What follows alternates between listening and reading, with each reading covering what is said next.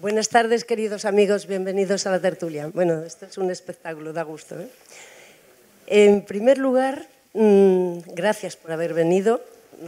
Está haciendo un día muy bonito y va a ser una tarde espléndida. Ante todo, dar las gracias a la Fundación Cajasol en el nombre de María del Mar, que con su inapreciable ayuda pues, ha hecho posible que Espido esté hoy aquí con nosotros. Lleva mucho tiempo detrás de que estuviera aquí y hoy por fin lo hemos logrado porque tiene una agenda muy apretada y es el día que ella nos ha dejado para nosotros. Así que muchísimas gracias, Espido. Hablar de Espido nos llevaría toda la tarde, pero como está nuestra maravillosa Carmen Paul para presentarla, pues entonces yo no voy a decir nada porque va a quedar bien explícito todo como es ella. Y lo único que quiero decir es que yo la admiro mucho desde hace muchísimo tiempo, desde que leí Melocotones helados, que me pareció asombroso que una persona tan joven empezara con una novela tan profunda y tan importante. Es la mujer que ha ganado el premio Planeta, bueno, la persona, hombres y mujeres, que ha ganado más joven, con 24 años la ganó, 25 y no la ha superado nadie. Así que desde entonces lleva una carrera maravillosa en todos los aspectos. Bueno, pues Carmen lo va a presentar. Y bueno, a Carmen ya la conocéis, Carmen es una de las nuestras.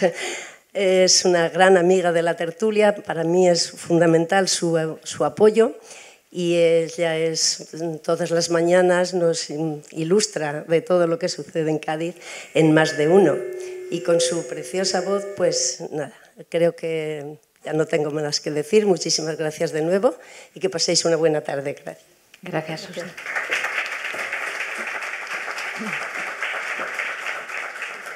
Gracias, Susi. Seguimos con los agradecimientos a Susi por ser pieza clave en la cultura de la ciudad, por convocarnos en esta tertulia cada mes en memoria de su marido, el doctor Fernando Delgado Layeman, y por acogernos tanto a mí como a mi marido siempre en esta tertulia en la que ya nos sentimos pues como en casa. Gracias también a Cajasol, a María del Mar, gracias a ustedes como siempre por llenar hoy este espacio y por supuesto gracias Susi por hacerme este regalo de presentar a alguien como Espido Freire, a la que admiramos todos. Espido, buenas tardes, bienvenida. Buenas tardes, ¿cómo estás? La trayectoria de Espido Freire es sobradamente conocida. En ella encontramos la narrativa, el ensayo o la reflexión siempre con ese estilo personal y emotivo. Como ha dicho Susi, con tan solo 25 años ganaba el Premio Planeta. Antes también lo comentaba con ella, hasta el momento, bueno, la única persona tan joven en obtener ese premio. Antonio Prieto lo ganó también muy joven, con 26. Juan Manuel de Prada lo ganó con 28 y ya. Es decir, ha habido Ana María Matute lo ganó muy joven también, pero en los últimos años, bueno, el premio ha cambiado mucho, no hace falta que se diga. Y por lo tanto, bueno, hay pocas posibilidades de que se apueste por jóvenes talentos, ¿no? Se está destinando más a personas más consagradas y con una trayectoria diferente. Cuando yo lo gané hace 26 años va a ser, ya estábamos en un momento en el que había un hueco que estábamos aprovechando algunos jóvenes autores para emerger. Y ahí fue cuando aparecimos pues Marta Sanz, apareció Juan Manuel, aparecí yo misma. Un poco mayores que nosotros eran Mañas, era Lucía Echevarría, Mestre, y ahí estábamos una generación. Bueno, pensaban que íbamos a ser una generación, luego no hemos sido una generación, hemos sido voces sueltas muy dispares en todos los sentidos, pero sí, con algunos premios tuvimos esa visibilidad y quizás por eso también algunos o muchos de ustedes lo recuerden ese punto, ¿no? A mí me sirvió como apertura, como trampolín para lo que luego ha sido mi carrera. Y también para darnos cuenta de que de todo ha pasado ya mucho tiempo, ¿no? Desde entonces, desde Melocotones helados, has desarrollado una trayectoria imparable, publicando obras de gran éxito y obteniendo pues muchísimos premios más, ¿no? Hoy conversamos con ella sobre Jane Austen, cuya obra ha estudiado minuciosamente. Se puede decir que es una experta en la obra literaria de la novelista británica. Podríamos citar varios libros publicados específicos: Mi tía Jane, de Anaya, Dos tardes con Jane Austen, de Alianza, y Tras los pasos de Jane Austen, de Ariel, y La historia de la mujer en 100 objetos, de Esfera, de los libros que la menciona. Leyendo los libros, tus libros sobre Jane Austen, ya nos desvelas, ¿no?, cuál fue tu primer acercamiento a ella, la primera vez que te encontraste con ella, que fue de adolescente, con Orgullo y prejuicio. Cuéntanos, por favor. Yo no sé cuál fue tu caso, Carmen. En mi generación y en mi entorno, muchos de los escritores nos criamos acabamos por ser escritores debido a varias circunstancias. Una de ellas tenía que ver, aunque no esté directamente conectada con lo literario, sí tiene mucho que ver. Tenía que ver con que en aquellos momentos en la televisión pública se emitían muchos clásicos a una hora bastante asequible para los niños. Entonces teníamos acceso a narrativas y a películas, desde western hasta clásicos del cine, que nos introducían a veces en una forma tan rica como es el cine, y otras veces el cine como adaptación literaria, desde La dama de las camelias hasta pues Lo que el viento se llevó, que también está inspirado en una novela, a otro tipo de adaptaciones, tanto españolas. También fueron los años de las series de Los Pazos de Ulloa, de Fortunata y Jacinta. Entonces teníamos en conjunto, yo creo que por primera vez, una cultura audiovisual que reforzaba lo que en mi caso fue esencial, que fue una biblioteca pública.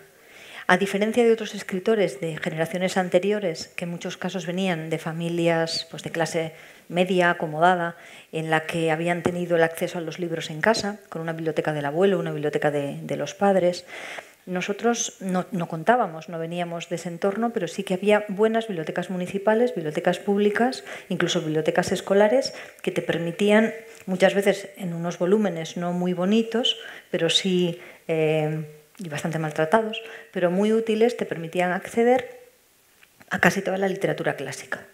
Entonces, ahí y en esa época, y sobre todo en la adolescencia, en que ya nadie me decía que tenía que leer, cayó todo lo que yo pillé en mis manos. O sea, yo no dejaba un libro vivo. Y ahí, por supuesto, estuvieron las Bronte, estuvo gran parte de la literatura del XIX español, estaba Jane Austen, estaba Walter Scott, estaba Tolstoy, estaba Dostoyevsky, y estaba todo lo que yo, entre los más o menos 13 años y los 20, 25, en que ya estaba mucho más centrada en las bibliotecas universitarias, pude absorber. Y también todo lo que pude entender, porque no entiendes a los clásicos por muy leída que creas que eres. No entiendes a Cervantes, no entiendes a Lope de Vega de la misma manera cuando lo lees con 16 años que cuando lo lees con 40. O cuando lo lees con 30, y cuando además has pasado por la universidad, has estudiado filología, te has preocupado por intentar entender el contexto y demás. Entonces, que leyera Jane Austen con 15 años pues no es muy relevante, porque todo el mundo ha leído a Jane Austen con 15 años, ¿no? Y casi todas, además, pues o bien Sentido y sensibilidad o bien Orgullo y prejuicio. En mi caso fue Orgullo y prejuicio, me gustó, pero no me volvió loca. O sea, yo en aquellos momentos la vida era en blanco y negro, entonces o te apasionaba o si te dejaba fría, pues se abandonaba en medio de la nada para continuar persiguiendo la pasión, ¿no? Y luego fue en la universidad, cuando, en segundo o en tercero, o sea, yo tendría 19 o 20 años, fue cuando estudiamos a Jane Austen como autora. Y ahí ya la cosa había cambiado un poquito, porque yo no era tampoco una adolescente tan extrema, y sobre todo porque ya tenía obra escrita y sobre todo tenía la intención muy firme y muy decidida de convertirme en escritora. No sabía cómo, no sabía de qué manera, pero ahí estaba esa voluntad. Y yo sabía, era consciente, pese a que ahora miro atrás y me sorprende la seguridad que tenía y la arrogancia, ¿no? Y ese punto chulito que se tiene con 20 años y te vas a comer el mundo. Pero yo, pese a todo, era muy consciente de que tenía carencias importantes y que esas carencias no me las estaba dando la carrera. La carrera me enseñaba a estudiar literatura, me enseñaba inglés, pero no me estaba enseñando a escribir. Y yo me di cuenta de que para aprender a escribir tenía no solamente que leer a quienes lo habían hecho antes que yo, mejor que yo, sino desmenuzar cómo lo hacían. Y ahí Jane Austen se me abrió con una luz nueva, o bajo una luz nueva, que fue la de la estructura, la de la capacidad de hablarnos de una sociedad que era la de Chawton de 1800, pero también era la mía en el pueblo en el que vivía en Euskadi, y también sería la tuya en el entorno en el que tú te movías, y por otro lado el análisis tan fino de las relaciones humanas. Y así empezó mi relación con Jane Austen. Es decir, no fue un flechazo instantáneo, pero sí de pronto me di cuenta de que la necesitaba para ser aquello en que yo me quería convertir. Qué maravillosa generación, por cierto, ¿eh? Ahora que has nombrado Fortunata y Jacinta, Los Pazos de Ulloa, ¿no? Qué maravillosas producciones, digamos, en aquella época, porque además somos de la misma generación, algo sí, que me encanta. Hablemos tú eres mucho más joven que yo. ¿Cómo que mucho? Acabo de cumplir 50 años, por favor, hace unos días, ¿eh? Yo 51. Ese año es muy importante, cognitivamente es básico. Hablemos de Jane Austen. ¿Por qué crees que sigue siendo tan vigente? Ojo, 200 años después. Sí, bueno, la semana que viene, el martes que viene, es decir, no este, sino el siguiente, se cumplen 250 años de su aniversario, que es por lo que también este año ha estado más centrado en su obra y en su vida. ¿Y qué es lo que le hace? ¿Qué es lo que hace que hoy en día pues, siga estando de actualidad su obra y todo lo que cuenta en ella? Pues los clásicos son así. Es decir, son clásicos y siguen siendo clásicos porque no envejecen y porque nos dicen aquello que sigue siendo consustancial al ser humano. Y en el caso de Jane Austen es una autora clásica, es una autora de una, como he dicho antes, de una capacidad de análisis humano muy, muy fino, y hay otra serie de cuestiones que hacen no tanto que esté vigente como que incluso podamos hablar de que está de moda y que no tienen tanto que ver con lo literario. O sea, en lo literario la definición es clara, es una gran autora, es una de las pocas autoras incluidas en el canon literario que con mayor o con menor acierto se acuñó hace unas décadas y es incuestionable, es decir, ya está, se acabó. Pero en la parte no literaria, es decir, en la parte de la conexión, por ejemplo, con el gran público, que eso no todos los clásicos lo hacen, así, se ha visto beneficiada por varias cosas. Una de ellas es que es inglesa. Por lo tanto, han entrado a saco en ella tanto los lectores ingleses como los norteamericanos, también canadienses. Y eso ha hecho que también las adaptaciones audiovisuales sean acometidas por autores, directores, productoras que son también americanas o inglesas, y por tanto la posibilidad de exportación y la posibilidad de implantación ha sido mucho mayor que, por ejemplo, con los autores polacos o con los autores españoles, ¿no? Otra de ellas tiene que ver con que se ha generado a su alrededor una estética muy, muy reconocible y que no tiene solamente que ver con ella y con su novela, sino con toda su época, la época de la regencia. Poco tiempo después de que Jane Austen muere, hay un cambio radical en Inglaterra, en Europa, pero en particular en Inglaterra, en prácticamente todo, desde la moda a la corriente literaria, la manera de percibir la política, asciende la reina Victoria y acaba el mundo de la regencia y el mundo de lo neoclásico. Los victorianos, los románticos primero, pero sobre todo los victorianos, van a recurrir, y además la época victoriana dura muchísimo tiempo, ¿no? Hasta 1900. Los victorianos van a mirar hacia atrás y van a reflejarse en el mundo georgiano, en el mundo de la regencia, como quien recurre al pasado sereno, al pasado armonioso, al pasado bello, aquel en el que había bonitos bailes, en el que había magníficos jardines que no se tocaban, por reacción posiblemente a que los propios autores victorianos consideraban su entorno y su sociedad como una sociedad pervertida por el progreso. Empezaba la mecanización, ya empezaba en la época de Jane Austen. Había habido unos desplazamientos masivos del campo a la ciudad, empezaba la industrialización con la deshumanización que todavía a día de hoy conlleva, y la mayor parte, sobre todo de los poetas, lamentaban estar viviendo en esa época. Nosotros ahora miramos hacia lo victoriano como si fuera lo contrario, ¿no? Los miriñaques, los bonitos vestidos, el pitimini de la porcelana y tal, pero ellos no se percibían así en general. De hecho, durante la época victoriana surgen grandes historias de monstruos y de fantasmas como una forma también de hablar del desgarro que la sociedad estaba experimentando. Es verdad que venían de la tradición gótica, que en la época de Jane Austen estaba arrasando, pero bueno, ellos lo convierten en otra cosa. Entonces, el embellecimiento de esa época georgiana, de esa época de la regencia, comienza a una época muy temprana. Y eso cae de lleno en Jane Austen, que es la autora más destacada y posiblemente de mejor calidad de la época, aunque hay muchas más. Bueno, muchas más no, hay algunas más. Y luego, por último, que yo creo que es importante, aunque sea muy irritante, es que a Jane Austen, siendo una de las autoras más conocidas de ese periodo y de otros, hay que defenderla todo el rato. Y hay que defenderla de las acusaciones de que es una autora ñoña, de que es una autora sentimentaloide, que solamente te habla de chiquitas jóvenes que se quieren casar.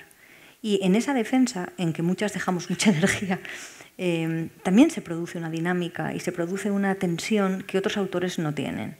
Yo te tiro ahora encima de la mesa a Charles Dickens y te puede gustar más o menos, pero nadie cuestiona a Charles Dickens. O lo hago con Edgar Allan Poe, o lo hago, por ejemplo, con Kafka, ¿no? Luego, sí, eso hablaremos algo de Kafka también. Y nadie te dice nadie se atreve a decir que es que Kafka era un bicho raro. Entonces, ¿consideras que aún no está bien entendida, que se la sigue simplificando como autora romántica? ¿Sabes qué ocurre? Que es tan masiva su audiencia, tanta gente lee, tanta gente conoce a Jane Austen, que siempre hay un porcentaje que no. Eso no ocurre con autores más minoritarios que llegan únicamente a una élite. Y esa élite muchas veces, porque la estudia a través de la universidad o a través de una biografía determinada, ya no tiene que cuestionarse nada. Sin embargo, como Jane Austen es un patrimonio popular, hay mucha gente que ha visto, por ejemplo, las series o las películas sin haber leído la novela, todo el mundo se cree con derecho a opinar un poquito sobre Jane Austen. Entonces, creo que parte de esa necesidad de defensa o de no ser entendida es el lado negativo de ser una autora enormemente popular. Parece una contradicción, pero no lo es. Es decir, exactamente igual que tenemos que defender el tópico de la Andalucía vista por los extranjeros desde el siglo XIX ahora y explicar que Andalucía es una cosa muchísimo más profunda, más honda, más bella y más extensa, pero la gente sigue diciendo, oh, sangría, paella, olé, ¿no? Bueno, pues exactamente igual que tenemos que decir, mirémoslo de otra manera, ese tópico también ha contribuido a que precisamente pues, se conozca y todo el mundo lo sepa. ¿Está tocando mucho defenderla en ese sentido? Bueno, más de lo que me gustaría, pero tampoco tanto. Es decir, yo creo que también porque generalmente esas conversaciones no se suelen tener en mi entorno. Pero sí ha habido algunos artículos. Hubo hace un par de años uno bastante hiriente, además, en La Vanguardia. Hubo también una serie de polémicas contraponiendo a Jane Austen con otras autoras de la época, ¿no? Y diciendo que la que de verdad merecía la pena leerse era otra. Y es como, ¿y por qué hay que elegir siempre entre dos mujeres? Es decir, no podemos leer a Jane Austen, pero tenemos que leer a otra. ¿Y qué pasa, por ejemplo, con Jonathan Swift? Que es un autor, por ejemplo, muy cercano en ironía y en cinismo a Jane Austen. ¿Por qué nunca los comparan? ¿Por qué no hablamos? ¿Por qué siempre estamos relegando a las mujeres que escriben a competir con otras mujeres que escriben? Cuando precisamente en esa época pocas autoras que hayan perdurado comparten características con Jane Austen, ¿no? Entonces, bueno, sí que hay pequeñas cosas, unas te dan más rabia que otras, pero sí que hay pequeñas cosas que conviene afinar, pero también forma parte de esto. Cuando te metes en el estudio de un autor o en este caso de una escritora conocida, pues es lógico que eso vaya surgiendo. También yo he ido cambiando, desde el primer libro que escribí hasta el último, he ido cambiando también algunas de mis ideas o de mis opiniones sobre ella y el entorno.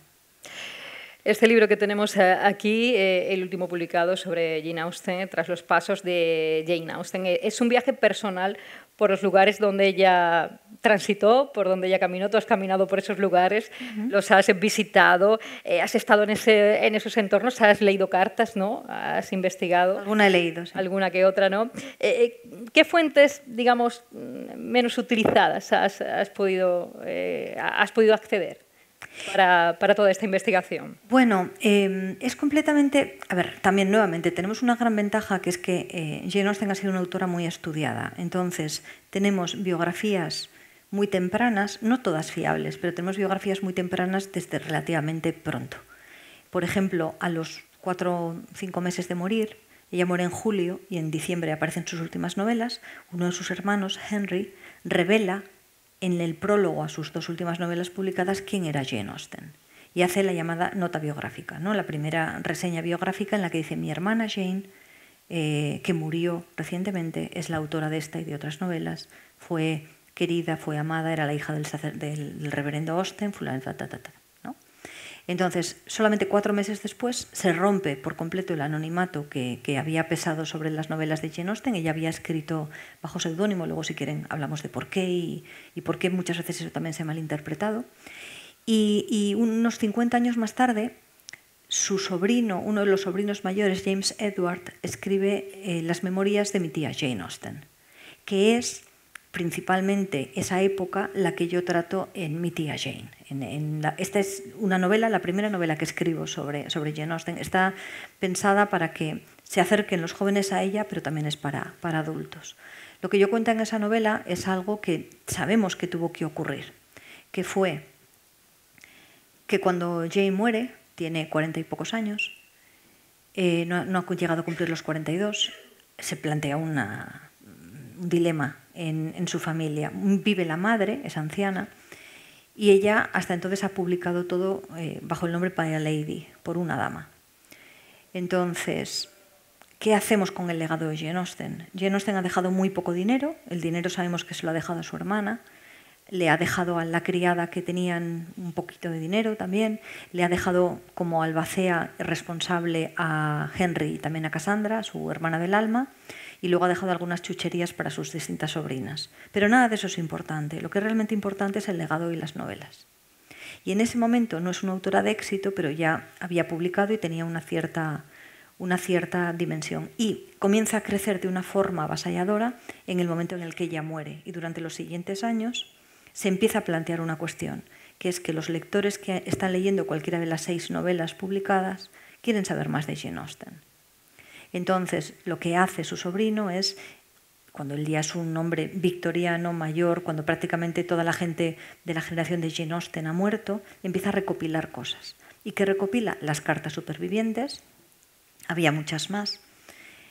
Recopila las memorias de sus 2 hermanas, de su hermana Caroline y de su hermana Anna, que tuvieron mucho trato con Jane Austen, él tuvo menos, y empieza a hablar con los primos supervivientes acerca de qué recuerdan ellos, cómo era Jane Austen. Y a partir de ahí pergeña la primera biografía, que es una biografía que está editada en español, pero que no tiene demasiado interés más allá de saber cómo era James Edward y cómo veía a su tía. Y a partir de ahí otros parientes escriben también su propia versión, porque ella tuvo muchos hermanos y de esos hermanos a su vez hubo descendientes, y esos descendientes empiezan, no voy a decir que a pelear, pero ustedes saben cómo son las familias grandes. Cada uno quiere un poquito de la tía famosa, ¿no? Y a partir de ahí es cuando, sobre todo en el siglo XX, comienzan los expertos ya a trabajar sobre Jane Austen. Y ahí es donde hay una biografía fundamental, que es la de Claire Tomalin, Jane Austen, y luego van surgiendo el resto. Entonces, salvo que cada cierto tiempo aparece alguna carta o algún documento nuevo que se había perdido porque las cartas se dispersaron, muchas de ellas se dieron como regalo a la familia, y sobre todo, claro, las cartas que ella mandaba se quedaban en las familias o en las casas a las que ella las mandaba, no las había vuelto a recopilar. De vez en cuando aparece alguna carta y demás, pero casi todo lo que tenemos es volver a reinterpretar documentación que ya teníamos. ¿Qué es lo interesante? No es tanto eso, que está muy estudiado, sino los documentos privados que van surgiendo alrededor. Entendiendo a la familia, entendiendo el pueblo y entendiendo la época, entendemos mejor también a Jane Austen. Y para mí ha habido un punto revelador, que lo cuento en otro de los libros, en 2 tardes con Jane Austen y también en Mi tía Jane, que es darme cuenta de algo. Ustedes, que son mucho más listos que yo, habrán caído en ello, pero bueno, yo era joven e inexperta, y cuando me acerqué a Jane Austen me acerqué desde la curiosidad y desde la... Jane Austen no era importante para su familia.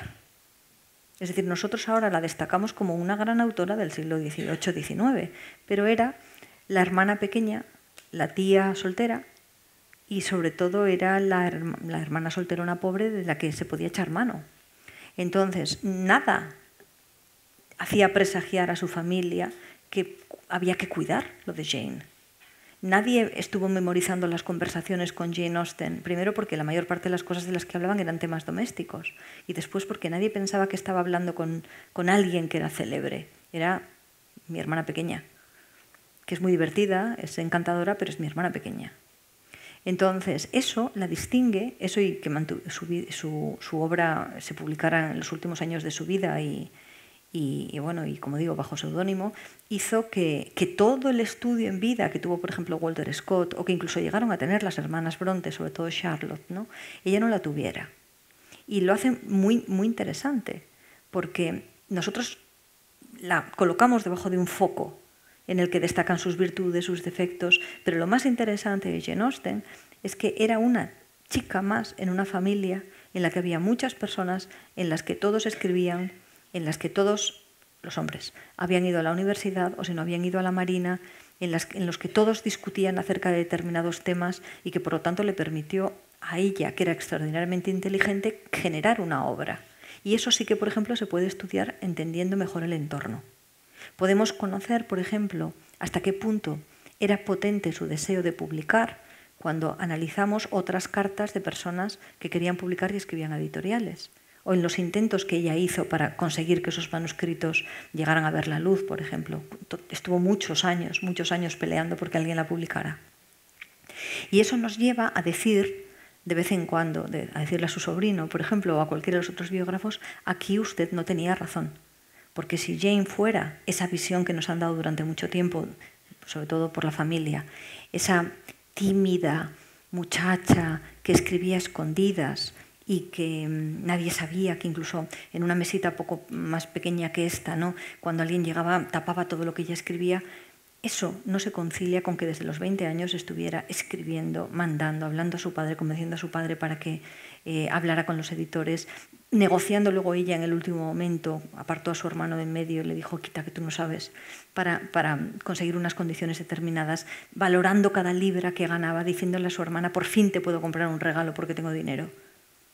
Entonces, muchas veces no se trata tanto de cuáles son las fuentes que tenemos, sino de cómo interpretamos, bajo la luz de lo que ahora sabemos, determinadas cosas que siempre se nos han dicho que era así, ¿no?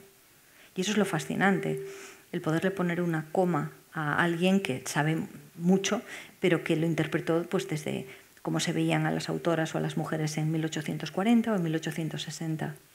Y luego hay otro punto que para mí es clave, ¿no? Que lo menciono siempre porque creo que es la diferencia. Quien esto escribe es también novelista. Entonces hay muchos procesos creativos que, por ejemplo, otras investigadoras, que han sido sobre todo historiadoras, alguna periodista, no escriben ficción, no han escrito ficción. Por lo tanto, no saben que algunas de las cosas que se suponen a la hora de escribir ficción no son así. Por mucha diferencia que haya entre que Jane Austen escribía a mano, en pequeñas cuartillas, y que yo escribo a ordenador, que yo me he podido profesionalizar, pero el proceso creativo, aquello que hace que tú rumies una novela, que generes un texto, eso se puede entender mejor si te dedicas a eso. Ahora que hablas de la familia, ¿cómo era la relación con su hermana Cassandra, por ejemplo? Bueno, Cassandra era su amiga del alma. Cassandra funcionó en cierta medida como madre en una familia en la que había muchos niños y en la que la madre, de verdad, que también se llama Cassandra, no solamente tenía sus hijos, que en total tuvo 8, sino que además tenía un internado de niños en casa. Entonces, esa mujer se encargaba de un mínimo de 20 chavales al día. Y había que cocinar para ellos, que ella no se solía encargar, no se encargaba de cocinar, pero había que tenerlos limpios, había que aviar la ropa, había que cuidarlos cuando estaban enfermitos, había que consolarlos, Entonces, el padre, el reverendo Austen, se encargaba de su educación, de los valores, de la disciplina, pero la madre, Cassandra Austen, madre, se encargaba de ser una segunda figura materna. Entonces, eso hacía muchas veces que no pudiera estar tan pendiente de, sobre todo, los hijos menores, ¿no? Que son un poco diferentes a los hijos mayores. Y Cassandra, que es la hermana, la única hermana que va a tener Jane Austen, se va a encargar también por la diferencia de edad de protegerla, de llevarla. Y de hecho la familia decía, ¿no? Si a Cassandra le cortan la cabeza, a Jane hay que cortarle la cabeza también. Y siempre intentaron estar juntas, se querían mucho. Yo, que tengo una hermana a la que quiero mucho, no me creo que la relación fuera tan ideal. Porque todas las que tenemos hermanas pues sabemos qué significa tener una hermana. Si tienen más de una, pueden elegir, porque siempre hay alguna con la que se llevan mejor y otra con la que... Pero si solamente tienes una y esa relación es íntima, esa relación es estrecha, hay roces.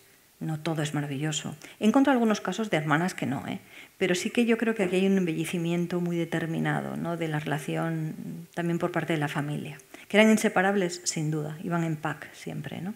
Pero no cuando se les podía sacar más utilidad por separado. Y entiéndame lo de la utilidad por separado. Hemos escuchado muchas veces que en esta época y en la época de Jane Austen no casarse era una desgracia. La verdad es que no. No casarse era una circunstancia, era más deseable casarse por un tema de, sobre todo si se casaba alguien con un poco de dinero, ¿no? Por tener una casa propia, pero a veces esa casa propia venía aderezada pues con suegros o con suegra o con hijos anteriores y además el hecho de ser solterona no era permanente. Es decir, había muchas mujeres que no se casaban a los 20, pero que luego sí que se casaban con los viudos de las que se habían casado a los 20 y habían fallecido, y con 40 o con 30 o con 50 se volvían otra vez a casar. Entonces la figura de las solteronas en la familia es muy interesante porque eran muy útiles. Primero, si no había dote, no habían descapitalizado a la familia. ¿Me entienden, no? Con cada hija se iba un dinero determinado. Si no se habían casado, aunque no hubiera mucha dote, ese dinero se quedaba en el núcleo familiar. Y por otro lado, porque eran también las que se encargaban no solamente de cuidar a los padres, sino también de cuidar a veces, en el caso de Jane no fue así, a las personas con discapacidad, y eran las que se encargaban de suplir a las enfermeras, a los médicos y a las cuidadoras. Entonces, con cada cuñada de Jane Austen que tenía niños, o Cassandra o Jane se iba a cuidarlos. Porque además coincidió que, claro, eran 6 hermanos varones, de los cuales 4 tuvieron descendencia, y por lo tanto había muchos niños que cuidar. Una de las hermanas tuvo 11 hijos. Una de las cuñadas tuvo 11 hijos. Esa, por cierto, prefería que la cuidara Cassandra. Pero estaban constantemente sirviendo en ese tipo de funciones. Y ahí era cuando mejor iba Cassandra y Jane, que se quede cuidando de mamá, después de que el padre muriera, o mejor va Jane y Cassandra se queda ya cuidando de mamá. Entonces eran piezas que, repito, a veces esto también nos choca un poco, ¿no?, respecto a esa idea de ¡ay, pobre, se quedó soltera! Bueno, había una ventaja en quedarse soltera que era que no te morías de parto. Y esa ventaja no era precisamente algo desdeñable, ¿eh? Es decir, la mayoría de las mujeres del entorno de Jane Austen, alguna murió de cáncer, murieron por consecuencias derivadas de embarazos o de partos. Y ellas de eso se libraban. Entonces, ¿por qué yo digo además esa fricción y tal? Solo tenemos cartas de Cassandra y Jane cuando están separadas, es decir, en esos momentos en los que se van de vacaciones o se van a cuidar a alguien. Pero la primera carta que conservamos de Jane Austen, las leeremos en el día 16, algunas autoras y actrices en el Ateneo, es cuando Cassandra está prometida, con lo cual dan por hecho que Cassandra sí que se va a casar. Y Jane le escribe con una amargura que no se vuelve a repetir en otras cartas, dando por hecho que va a perder a su hermana. Entonces, que estaba feliz por ella, pero por otro lado que iba a perder a su hermana. Todo lo que ella tenía en el mundo de bonito, de adorable, de maravilloso que era su hermana, se le iba a ir. Eso no ocurrió porque el prometido de Cassandra falleció y por lo tanto las dos hermanas se quedaron juntas, ¿no? Y Cassandra decidió considerarse viuda desde ese momento y Jane se apartó del mercado matrimonial. Tenía ya 27 años, era complicado encontrar una primera opción. Pero en esa carta, si la lees bien, te das cuenta de la irritación, ¿no? Te das cuenta del profundo enfado que tenía Jane con su hermana porque la iba a dejar sola, porque la vida pasara también. Entonces, eso nos corta un poco esa imagen de la Jane que se iba a los bailes, que se lo pasaba fenomenal, que le contaba a su hermana aquí, que le contaba a su hermana allá. Es decir, hablamos de que las personas no pueden dividirse únicamente en dos planos, no se pueden definir en tres facetas. Y en esa relación, por ejemplo, tuvo que haber desencuentros, tuvo que haber fricciones. Jane le costaba entenderse con la madre, posiblemente porque eran muy, muy parecidas. Cassandra tenía más paciencia, tenía mucha más mano izquierda. Jane era más divertida, pero también era más explosiva.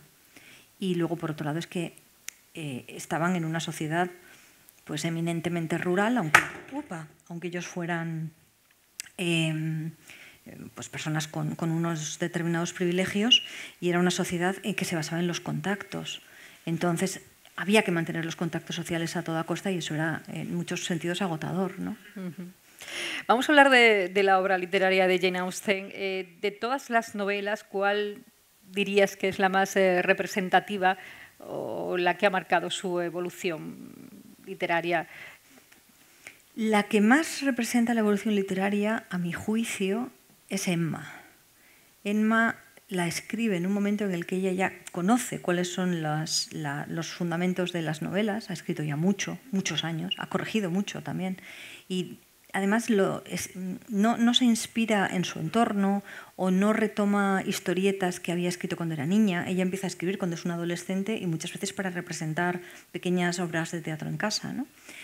Y ella en una carta dice: voy a escribir una novela cuya protagonista solamente me va a gustar a mí. La voy a hacer tan insoportable y tan que solamente me va a gustar a mí.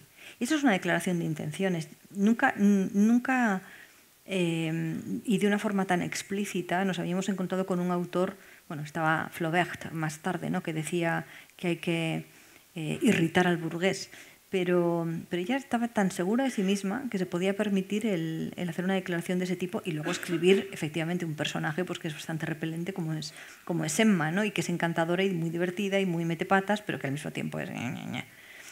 Y Persuasión también está muy bien. Persuasión es la obra de la madurez, la obra del arrepentimiento. Las que dejó en fragmentos, los Watson y demás, eran esbozos muy menores, ¿no? Pero bueno, las dos más conocidas, curiosamente, o las dos más leídas, no son ni Emma ni Persuasión, ¿no? Son Orgullo y Prejuicio y Sentido y Sensibilidad. Y si Prejuicio es una gran novela. Claro. Y si tuvieras que elegir una escena emblemática de cualquiera de las novelas de Jane Austen. Bueno, ahí sí que estamos muy mediatizados por lo visual, ¿verdad? Claro. ¿Quién olvida a Colin Firth? Entonces, ahora hablaremos del cine y de las novelas. Más allá de ver a Colin Firth emergiendo ahí con la camisa, con la camisa mojada, es como, oh, por Dios, señor Darcy. Mira. Pero yo me quedaría con otra escena. Repito, implanto eso en su mente para que todo el mundo este árido miércoles por la noche pueda volver a la serie de la BBC de Orgullo y Prejuicio, que es donde aparece. Pero yo me quedo con otra que está en Sentido y Sensibilidad, que es el momento en el que, ya hacia el final de la novela, con esto creo que no les destripo nada, Elinor descubre una noticia feliz. Y en esa noticia feliz, mientras está recibiéndola y mientras está en esa escena, ella coge la funda de unas tijeras y con la propia tijera empieza a cortarla y la hace trocitos. Está muy nerviosa, no sabe qué hacer, es como alguien que rompe un papel, ¿no? Pero es la perfecta señal, la perfecta metáfora de que todo aquello que ella tenía que tener contenido, todo lo que tenía que tener retenido dentro de su alma, por fin puede liberarlo, ¿no? En la película, Emma Thompson es quien, bueno, en la película más reciente de Sentido y Sensibilidad, Emma Thompson es quien interpreta ese papel y esa escena se hace de otra manera. Es el único momento en el que pierde el control y se rompe a llorar. Y lo hace muy bien, pero a mí me gusta más cuando en la novela es el cortar, el triturar, el machacar, el de pronto decir, soy libre para sentir, para expresar lo que de verdad estaba sintiendo. Y me parece tan delicada y me parece además que refleja también el momento de Jane Austen, ¿no? Las heroínas de Jane Austen o las protagonistas de Jane Austen no es que no sientan, es que sienten de la manera adecuada en aquella época y de una forma que ahora intentamos volver a recuperar, ¿no? Hemos descubierto los estragos que provoca el amor romántico. Estamos muy preocupados por la impulsividad que estamos desarrollando todos y muy particularmente los adolescentes, ¿no? Entonces la idea del autocontrol, la idea del refrenarse, la idea de mirar, analizar y a partir de ahí destensar la ansiedad, destensar todo aquello que nos genera el sobrepensar y el sobresentir, creo que nos lleva a una lectura y una interpretación mucho más moderna e insospechada cuando yo la leí la primera vez. Yo me quedaría con esa, creo. Y en cuanto a los personajes, a las protagonistas femeninas que estabas hablando, ¿cuál de ellas te parece más, qué personaje te parece más revolucionario? Más revolucionario. De todas sus novelas. Que ninguna de ellas son revolucionarias. Jane Austen no buscaba revolucionar. Eso es posterior. O bueno, no es posterior, es contemporáneo. A lo que me refiero es que es posterior en mentalidad. Jane Austen publica Orgullo y Prejuicio muchos años después de haber escrito la primera versión, y por eso también sus protagonistas quedan un poco fuera de la tendencia que en 1816, por ejemplo, irrumpe con mucha fuerza con Frankenstein, ¿no? Frankenstein no tiene una protagonista femenina principal, pero sí que tiene el doctor Frankenstein y a la criatura. Encuentran en una línea completamente diferente de expresión de las emociones. Y en medio de todo eso, en medio de esa década o de esos 20 años entre que Jane comenzó a escribir y que comenzó a publicar, ha aparecido una fuerza en la naturaleza que es Lord Byron. Y Lord Byron y sus compinches cambian todo el panorama literario y cambian todo el panorama. Bueno, por ahí anda también un chaval alemán que se llama Goethe y que nos trae las desventuras del joven Werther. Entonces, en toda Europa está cambiando la forma de entender el amor y de entender a los personajes femeninos. Pero Jane está ajena a eso. Ella crea su propio mundo y tiene su propia realidad. Y aunque esto le sorprenda, Jane Austen era de una familia conservadora y ella misma era bastante conservadora. Es decir, su padre era sacerdote, sus abuelos eran sacerdotes, el otro era cirujano.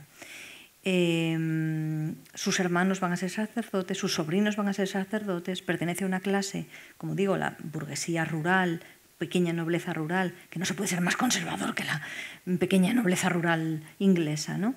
Y por lo tanto ella no es una mujer que esté hablando de revoluciones, no es una mujer que esté hablando de romper nada, está hablando de preservar la dignidad. Está hablando de la capacidad de elegir, aunque eso te cueste socialmente algo. Entonces, no es revolucionario, pero sí es muy valiente.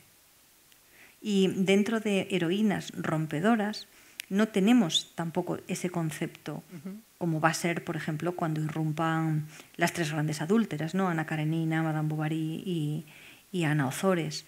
No estamos hablando de personas que se enfrenten a la sociedad a pecho descubierto, sino más bien alguien que da un paso atrás y dice, mi vida es esta y yo decido sobre mi vida. El resto de la sociedad puede ir por donde quiera. Y en ese sentido, las dos que rompen más con la sociedad, que son Marianne, de Sentido y Sensibilidad, y Lydia Bennet, de Orgullo y Prejuicio, las dos cometen grandes errores y las dos son vistas con bastante desprecio. ¿Qué ocurre? Que Jane no las castiga. Jane no es inclemente, no es cruel con sus propias criaturas. Entonces, a Marianne le permite darse cuenta de que a dónde le conduce el sentimiento sin control y le da de esposo al maravilloso coronel Brandon, ¿no? Que es como el marido que toda mujer quisiera para su hija, el yerno fabuloso, y a Lidia, que está a punto no solamente de cargarse su vida, sino también la de sus hermanas, la acaba salvando. Pero nos los pone también como ejemplos de estar al borde del abismo, ¿no? A mí me gustaría también que dedicáramos unos minutos, Espido, a hablar del humor en la literatura de Jane Austen, porque me gustaría saber qué lugar ocupa el humor en su literatura y por qué a veces pasa por alto, ¿no? En sus novelas. Bueno, a ver, yo creo que se pasa por alto porque muchas de las adaptaciones han sido adaptaciones muy centradas en complacer al público contemporáneo. Y el público contemporáneo busca más determinadas emociones intensas en las que nos ha educado el siglo XIX y el siglo XX que la sutilidad o que el humor. Entonces, todos queremos reírnos, pero el sentido del humor es otra cosa. Entonces, gran parte también de las adaptaciones se han centrado en el núcleo amoroso de la trama. Hay más cosas pasando en Jane Austen, ¿no? Pero se centran sobre todo en la disputa entre amantes o en los conflictos que tienen los amantes, y todo lo otro queda un poco alrededor. Y yo también, para nuestra generación, porque hay películas de Jane Austen desde que se inventa el cine. O sea, aquí hay un listado no del todo exhaustivo, porque era imposible, pero meter todas las películas, todas las series que se han hecho sobre Jane Austen es para un trabajo paralelo. En las últimas y más recientes, el humor ha sido llevado a la caricatura casi siempre. Y de esto yo culpo bastante a la serie de la BBC, otra vez, Orgullo y Prejuicio, que para mucha gente es su serie favorita sobre Jane Austen y me parece fenomenal. A mí no es la que más me gusta. Reconozco sus muchos méritos, pero no es la que más me gusta. Y una de las cosas que menos me gusta es la caricaturización de los personajes secundarios. Es decir, todos son extremos, todos están haciendo algo al mismo tiempo, ¿no? Todos son vacilantes, ridículos. Y si leemos la novela, son ridículos, pero no son risibles. Y además ellos mismos se toman muy en serio. Es gente solemne, es gente más aburrida que divertida. Entonces la interpretación, repito, que luego se hace o bien en la escena o bien en el estudio cuando se graba, yo creo que nos distorsiona eso. Entonces es completamente diferente el ver cómo, yo qué sé, el señor Collins, por ejemplo, es involuntariamente divertido porque es absolutamente ridículo y pomposo, que convertirlo en una figura por sí misma ya ridícula. O pasa también con la señora Bennet, por ejemplo, ¿no? Estoy hablando de Orgullo y Prejuicio porque me imagino que todos sabrán de qué hablo. La señora Bennet, que es la mamá de las 5 niñas, es un personaje muy, muy maltratado. Es un personaje que parece que está todo el rato al borde de los nervios, ¿no? Y es una mujer que está hablando en confianza delante de sus hijos y de su marido, de sus hijas y de su marido, y que tiene una preocupación que era la que tenían la preocupación de todas las mujeres del siglo XIX, que era casar a las niñas, y que tiene 5. Y que ella misma es muy probable que no tenga más de 35, 36 años, a lo mucho, a lo sumo, ¿no? Entonces nos la ponen como una mujer muy mayor, como una mujer ridícula, como una mujer que... Y lo que la hace divertida es que tiene una ligereza muy parecida a la de su hija Lidia, a la que adora. Es con la que más identificada se siente. Lidia es la que más errores comete. Entonces nos podemos imaginar a esa señora Bennet hace unos cuantos años. Bueno, pero este es el estudio que me hago yo, que soy, como pueden ya ver, una friki de Jane Austen, ¿no? Es decir, yo intento, con cada uno de los personajes, miro, veo, contrasto, tal. Y no lo estoy diciendo para justificar mi visión de Jane Austen. Es al contrario. Yo tengo esta visión de Jane Austen después de haber desmontado una visión inicial en que no me fijaba tanto en cómo afina cada uno de los rasgos de los personajes. Es un estudio psicológico, es un estudio de los horrores con los que nos encontramos en una comunidad familiar o en una comunidad social, pero también de los hallazgos y también de la solidaridad y también del cariño espectacular, ¿no? Hablemos del cine. En la tertulia hay muchos amantes del género. ¿Qué te parecen las adaptaciones cinematográficas de las novelas de Jane Austen? ¿Han distorsionado a los personajes la realidad, como comentabas antes? Bueno, inevitablemente. Es que una adaptación al cine es un lenguaje diferente para un público diferente y con un entorno diferente. Entonces hay que adaptarlo. Y además está pensado para un público que va a ir a llenar una sala o que va a comprar una plataforma. Entonces, cada vez más a menudo lo que se hace es también afinar el mensaje que se quiere lanzar a un público muy determinado. Y sería, a estas alturas, bastante poco realista pretender que la mayor parte de la población no haya visto Los Bridgerton. Y Los Bridgerton, que no es una novela de la regencia, sino que es una fantasía sobre la regencia, ha marcado la estética y ha marcado gran parte de la forma de ver la novela de esa época. Entonces, Los Bridgerton ni están bien ni están mal, son una categoría en sí misma. Pero la gente, el público general ha visto a Los Bridgerton, por lo tanto, las siguientes propuestas de Jane Austen tendrán que tener en cuenta que hagan lo que hagan, también se ha incorporado a ese imaginario esa serie. Por ejemplo, a mí la última adaptación de Enma, que gustó o no gustó, me pareció súper interesante, porque desde el punto de vista estético era muy rompedora, en colores, no sé si lo recuerdan, esas huérfanas desfilando con las capas rojas, por cierto, que son estrictamente históricas. En la historia de la mujer en 100 objetos las menciono, ¿no? La forma casi coreografiada, ¿no? de moverse es muy interesante y es nueva y puede resultar rompedora para quien esté esperando una historia costumbrista y más fiel. Pero es que ahora mismo no tendría mucho sentido volver a eso, porque el propio público no está buscando eso. Exactamente igual que cuando tenemos una adaptación de romanos, la gente ha visto Gladiator y le gusta Gladiator y considera que Máximo Didio María, tal, ¿no? Y que es una de las reinterpretaciones fieles del espíritu de la ética romana. Y bueno, pues los historiadores de la época se rasgan se rasgan las vestiduras cada vez que vuelven a emitir Gladiator. Pero una cosa es cuál es la lectura y otra cosa es la interpretación estética y la propuesta cinematográfica y luego el estilo de los directores y el estilo también de las productoras. ¿La adaptación más fiel entonces? ¿Te quedas con Emma? De Ang Lee. No, la de Ang Lee de Sentido y Sensibilidad. La más fiel, Ajá. Lo cual no implica que sea la mejor, aunque es muy buena. A mi juicio es muy buena. Ahora cuando la vemos, yo la volví a ver hace un par de meses, es lenta. Para nuestra visión que estamos ya tiktokizados todos, es un pelín demasiado lenta.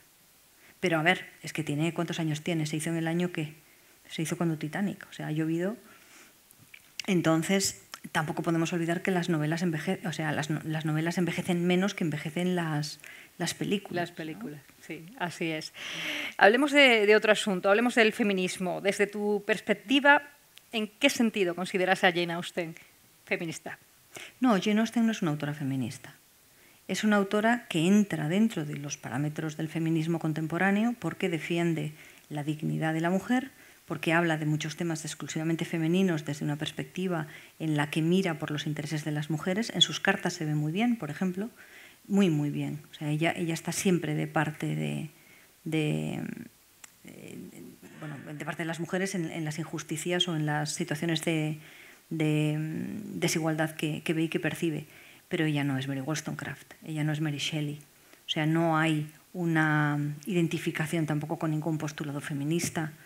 Sí que es una autora profundamente moral, ella escribe novela moral, y no olvidemos que está en un entorno que es un entorno religioso anglicano, en un momento en el que muchas mujeres estaban precisamente intentando elevar el nivel de vida de las mujeres, de otras mujeres y de los niños. Por ejemplo, dedicaban mucho tiempo a la formación de escuelas. Anne Lefroy, por ejemplo, una de las amigas de Jane Austen, la tía del famoso Tom Lefroy con el que se supone que Jane Austen se guiñó el ojo. Bueno, pues esa mujer, que también era mujer de un sacerdote, había organizado toda una escuela. Entonces, la atención estaba puesta sobre todo en que las niñas estudiaran. Entonces, había muchos movimientos en la época que buscaban el atender a madres solteras, el buscar a las ocupación para las llamadas mujeres descarriadas, etc. Entonces, encaja muy bien y obedece muy bien a lo que nosotros entenderíamos ahora por un feminismo en cuanto a los hechos, pero en ningún momento ella habla, por ejemplo, de la igualdad entre hombres y mujeres, ¿no? Ni de la necesidad de voto, ni de nada parecido. Sí que es cierto que lo que podemos observar en los enfrentamientos dialécticos en sus novelas es que ninguna de sus protagonistas tiene el menor miedo a medirse con un hombre. A diferencia de otras novelas en las que hay una especie de respeto reverencial e incluso un hacerse de menos, porque ellas eran muy conscientes que no habían estudiado frente a hombres que eran abogados, que eran jueces, que eran sacerdotes y que iban a ser sus maridos. En Jane Austen nunca hay una disculpa por ser inteligente, nunca hay una disculpa por decir la opinión. Entonces eso nos la hace muy moderna. Pero claro, no todo lo que parece feminismo es feminismo, ¿no? Aunque nos encantaría pensar que el feminismo empezó en la Edad Media, pues no empezó en la Edad Media, ¿no? ¿Qué crees que aporta Austen al lector del siglo XXI? Les pido. A mí mucha serenidad. La sensación de que el mundo está ordenado, de que las cosas tienen un sentido, que el bien es recompensado y que el mal no es muy castigado, ¿no? A mí me da esa sensación de belleza, de orden, de diversión, de ironía fina, ¿no? de elegancia. A mí, ¿qué le aporta a la mayor parte de la gente?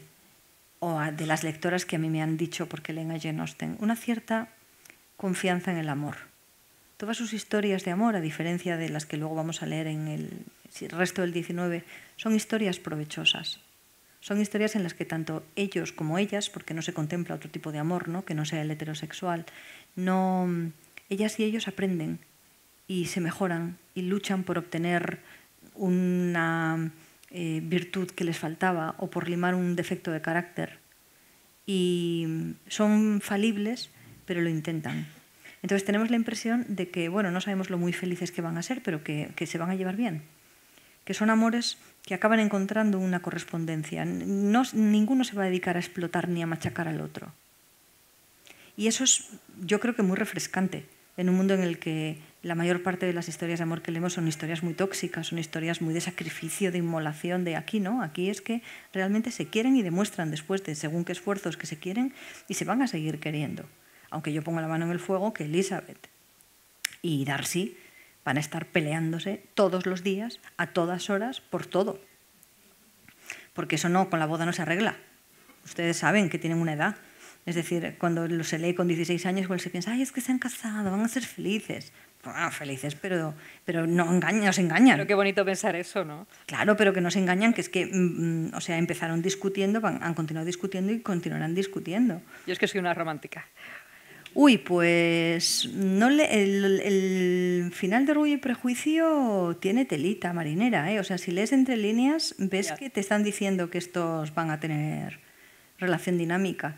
Y, por ejemplo, Persuasión, yo creo que sí. Persuasión yo apostaría porque se van a llevar fenomenal. Pero en el caso, por ejemplo, de Emma, no lo tengo claro en absoluto. Y vamos, repito, no es que yo me esté inventando las cosas, es que es una novela profundamente realista en muchos aspectos. Entonces, lo que te están diciendo es que, tal y como se estaban llevando durante el tiempo en el que no pretendían seducirse, es muy probablemente como se sigan llevando más adelante, ¿no? Y eso es lo bonito, que la gente se enamora sin ser perfecta y que la gente decide estar el uno con el otro sin ser perfectos y sin que haya por medio lo que en el 18 y el 19 era tan importante, que era la conveniencia. Bueno, y en el 21. Pero que eligen estar juntos y van a seguir juntos y bueno, y de vez en cuando pues dejarán de hablarse. Les pido ya para terminar, antes he dicho que te preguntaba, ¿no?, que qué aportaba el lector del siglo XXI a Austen. ¿Qué te ha enseñado a ti como escritora? A mí me ha enseñado estructura, me ha enseñado psicología y me ha enseñado algo que es muy relevante, que es lo contrario, por cierto, al consejo que me dio en su momento Camilo José Cela, con quien yo no tuve mucho trato, pero sí tuve alguno, ¿no? Y en un momento determinado, la primera vez que nos conocimos en una cena, yo no le pedí consejo, o sea, no hice la cursilería, es decir, ¿y qué consejo le daría a una joven escritora y tal, ¿no? Pero bueno, él estaba muy a gusto, muy expansivo y muy tal, y me dijo, te voy a dar un consejo. Se había leído Melocotones helados, qué suerte. le había gustado. A mí eso me halagó mucho, porque claro, yo había crecido con Camilo José Cela, ¿no? Y era un mito en ese momento. Y te voy a dar un consejo, haz que tu vida sea interesante. Y dije, oh, qué idea. Claro, lógico. Bueno, me dijo más cosas, ¿no? Pero lo de haz que tu vida sea interesante, que es algo que él consiguió, me parece, ¿no? Por lo menos mientras estuvo vivo, vamos, nunca paró. Eso yo no lo interpreté como que inventara dramas en mi vida, sino que la capacidad que yo tenía, la de trabajo, la de inventar cosas, la de generar cosas, que no renunciara a ella, que no me quedara en la Torre de Marfil escribiendo y ensimismada, ¿no? Sino que todo lo que yo hiciera, y la pasión que yo creo que siempre se ha notado, hoy estoy muy contenida, pero yo soy así más divertida y eso, la pasión que siempre he tenido por mi oficio, por la lectura, por la literatura, y que él notó en aquella cena, que la dejara fluir, ¿no? que me dejara llevar también por ese interés. Entonces, eso yo lo aprendí de él y lo he llevado muy a rajatabla, pero Jane Austen me enseñó lo contrario, que aunque tu vida no sea una vida apasionante o una vida entretenida o una vida de esas características, tu obra sí puede serlo. Entonces es fantástico tener dos vías de escape, porque cuando sea, espero que muy mayor y esté a punto de morir y haga balance en mi vida y tal, diré, no pasa nada porque mi vida no fue interesante, ¿no? O diré al contrario, qué bien, cumplí con mi objetivo, mi vida fue interesante. Entonces tengo a dos padrinos, uno vivo y el otro, bueno, uno en vida y la otra muerta, que me van a dar mucha tranquilidad en mis últimos momentos. Despido, ha sido un placer hablar contigo. Yo he tenido la suerte de preguntarte como si fuéramos primas, ¿no? Porque compartimos apellido, un poquito sí. Pero claro, seguramente habrá gente en el público maravillosa que querrá hacerte alguna pregunta. Así que, si quieren, pues aquí la tienen, cuando quieran. No sé si hay un micrófono por ahí para el público. Si no, pues yo creo que se oye bien. Por favor. Claro. Pregunte usted.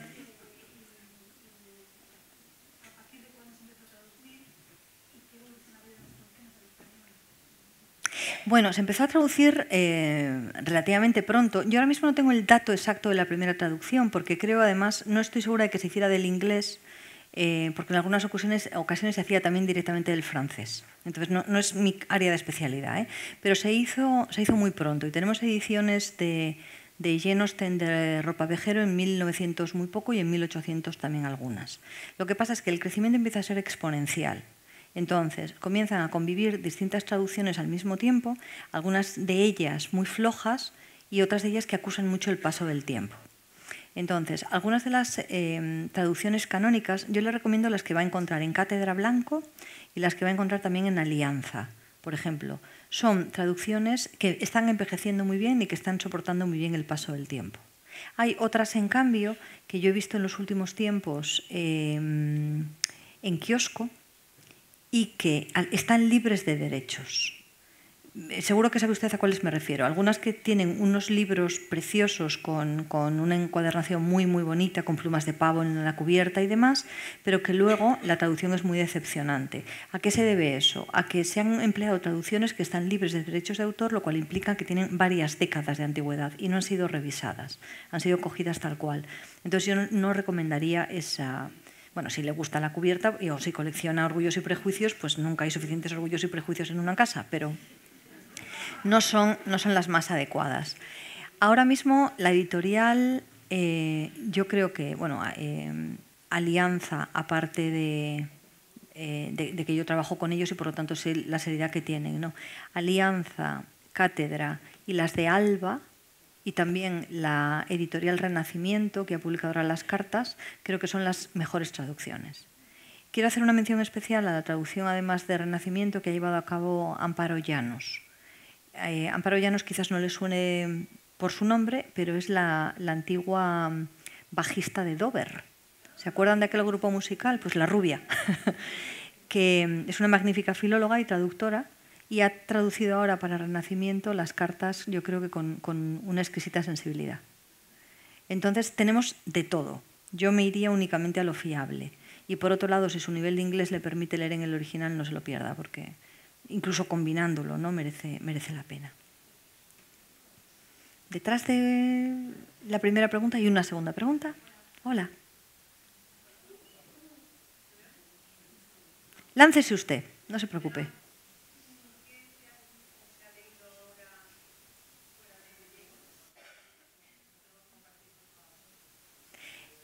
Sin tener que ver con la temática ni con el... Pues lo que estoy leyendo ahora, que lo tengo que compartir, es Otra historia de la música de Miguel Ángel Cajigal, que lo venía leyendo hoy en el tren. Entonces es un ensayo por el famoso barroquista, que es el tercer libro que publica. El primero ha sido sobre la historia del arte, el segundo sobre la historia de la arquitectura y este sobre la historia de la música, que permite aproximarnos a Bach o a Mozart, pero también a Rosalía y también a los Beatles, desde una perspectiva completamente diferente. Entonces no es novela, pero es justo lo ultimísimo que me gustaría recomendar. Y ahora estoy leyendo bastante ensayo, estoy preparando para el año que viene, espero que para finales del año que viene, una historia de la literatura contada de una forma diferente y por lo tanto básicamente lo que estoy releyendo son clásicos y estoy leyendo mucho ensayo sobre clásicos. Entonces estoy de un aburrido insoportable. ¿Alguna otra pregunta? Por aquí. El ala este, quizás. Si no, pues ya saben, aquí tienen a Espido Freire por si quieren comprar alguno de sus libros y entiendo que estará encantada de dedicarse un ratito firmando. Así que muchísimas gracias por su asistencia. Ha sido un placer. Muchas gracias, Carmen. Gracias a ti, ha sido un regalo. Gracias.